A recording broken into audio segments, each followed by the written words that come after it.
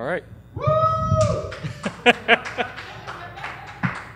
How to spot the guy who wasn't at the parties last night. All right, so thanks for coming. It's sort of a little last-minute thing, but I'm Mike Kershaw. I wrote Kismet, some Wi-Fi injection stuff, Lorcon, and various other things. I've been peripherally involved in helping with the Metasploit project with some Wi-Fi stuff and some other good stuff with that. So this is going to start off less depressing. By the end of the talk, you'll probably be very depressed. Wi-Fi networks, moving all the way down into attacking layer 7 from layer 2 directly. So 802.11 networks are 2.4, 5.8 gigahertz. They use multiple data encodings depending on the spec, but they're all fundamentally spread spectrum. It means we can interact with them really easily. Bluetooth is hard to interact with. Wi-Fi, you need a $15 card. So unlike frequency hopping protocols, it's trivial to capture 802.11. Generic Wi-Fi cards, the Alpha 11G card from Amazon is $50. It's a good card to start with. As long as your OS supports it, you're good to go, and that's all you need. So 802.11 networks, just to give everybody a bit of an overview before we delve into how to actually mess with them in fun ways. Three main packet types, management packets, kind of control the network. They go, this is I'm a network, this is my name, this is my crypto, come talk to me. There's CTS and RTS packets that control when a client's allowed to speak or expected to speak, power save. They're not very interesting. And then the data frames where all the rest of the good stuff lives. So management frames define the network. They beacon about 10 times a second. They control client access. They control things like I want to join a network. Network goes, you're allowed to join, you're not allowed to join. They're not authenticated. They're not encrypted.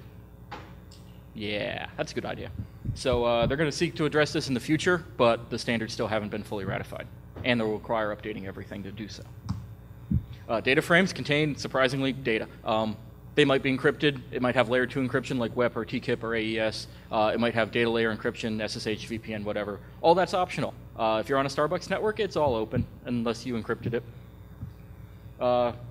So monitoring Wi-Fi. Normally they present as 802.3 Ethernet devices like they were wired, wired NIC. Promiscuous doesn't really work the same since Promiscuous defines that an 802.3 card stops filtering MAC addresses. But on Wi-Fi, it doesn't directly adapt, and your OS will do funny things. So you'll only get data frames. You won't get management. You'll only get some data frames. You'll probably only get data frames destined to you if you just turn on promiscuous mode, like if you just fire a TCP dump on a Wi-Fi interface. So there's an alternate mode, monitor mode. It's a special mode. It needs support in the drivers, but it switches the interface to an 802.11 link type, so you actually get raw 802.11 packets and packet headers. You sometimes get custom headers on top of that for signal data, like what antenna, signal power, etc. It does require support from the drivers and firmware, but almost every driver in Linux supports it. The airport drivers in OS X support it to a fairly decent extent, and there's some specific devices you can get for Windows to do it. So it shows all the packets seen by the radio. That includes the management packets, the data packets, everything from every network in range of view. That's on the channel you're on. Almost all cards support this. There's a few notable exceptions. There's a few mobile chipsets that just don't have it in their firmware, or they have a binary-only firmware blob that gets loaded by the OS that doesn't include monitor mode. They just removed it to save space and because they want to be bastards, I guess. Almost all the Linux drivers, almost all the BSD drivers, and on Windows there is one open driver, which is the AirPCAP driver, which they actually designed to allow open source authors to write stuff against. Unlike all the other stuff where it's commercial demos of commercial sniffers that people hack the drivers to kind of work with other things. And I don't like getting sued, so I don't really acknowledge that that's a feasible alternative. But the AirPCAP device is a physical device that you buy from Case, and it comes with the Windows drivers that do monitor and inject.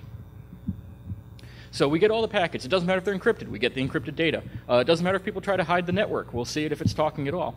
We can see clients talking. We can do layer 2 IDS by capturing all the packets that way. We can do completely passive observation, and we can collect all the data for offline encryption attacks.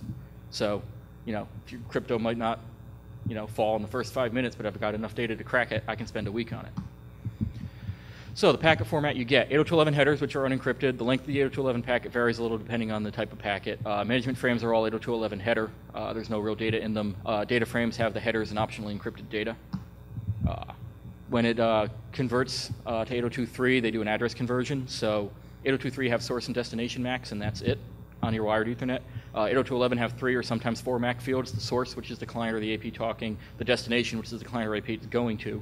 The MAC address of the network that the communication is going over, and occasionally if you're using like some sort of mesh network, you have the MAC address of the AP that you're forwarding a packet for.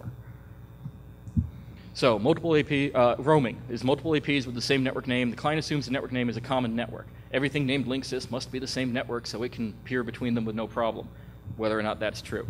It picks the strongest signal automatically. The client just kind of goes where it thinks is best. Data handoff is the responsibility of the back end. If you have a controller, like a managed enterprise network, it handles the handoff and preserves your packets. Otherwise, you just lose packets till you reconnect. The only differentiator is the MAC address. So finding 802.11 networks is really, really easy. They're really, really noisy. They beacon 10 times a second. Even weird networks that try to hide themselves and don't beacon, they make noise as soon as someone joins the network and talks. You can't hide a Wi-Fi network if you're on a channel I have hardware that can see.